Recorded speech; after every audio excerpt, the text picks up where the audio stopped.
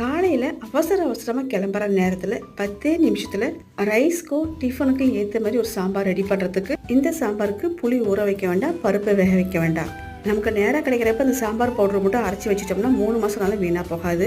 Instant sambar ready பண்ணுறதுக்கான sambar powder அரைக்கிறதுக்கு 1 class அளவுக்கு துவரம் பருப்பு, அதே கிளாஸில் 1/4 பங்கு வரமல்லி, காரத்துக்கு ஏற்ப 5-6 வரமிளகா, 1 டேபிள் ஸ்பூன் ஜீரகம், 1 டீஸ்பூன் வெந்தயம், நெல்லிக்காய் அளவுக்கு புளியும் சேர்த்து நல்லா வாசனை அளவுக்கு செவக்க வறுத்துட்டு சூடு ஆறுனது இது கூட மஞ்சத்தூள் பெருங்காயத்தூள்லாம் சேர்த்து ஃபைனாக பவுடர் பண்ணி அரைச்சி வச்சுக்கணும். காய் போட்டும் செய்யலாம், காய் எல்லாமே செய்யலாம். நான் ஏற்கனவே இந்த சாம்பார் பவுடர் ரெடி பண்ணதுனால காலையில் அவசரமாக கிளம்புற நேரத்தில் ஜஸ்ட் நம்ம வழக்கம் போல சாம்பாருக்கான தாளிப்புலாம் கொடுத்து இடிச்ச பூண்டு நறுக்கின காயும் சேர்த்து அது கூட 3 டேபிள் ஸ்பூனுக்கு இந்த சாம்பார் பவுடர் சேர்த்து கொஞ்சமா உப்பு தண்ணியெல்லாம் ஊற்றி நல்லா கொதிக்க வச்சு எடுத்துட்டா போதுங்க. சூப்பரான சாம்பார் ரெடி ஆயிரும். பேச்சுலர்ஸ்க்கான ஒரு சாம்பார் கூட சொல்லலாம். இட்லி தோசை ரைஸ்க்கு சூப்பரா இருக்கும். இன்னைக்கான லஞ்ச் பாக்ஸ்க்கு புதினா புலா வெஜிடபிள் குருமா தான் பேக் பண்ணி கொடுத்து விட்டுருந்தேன்.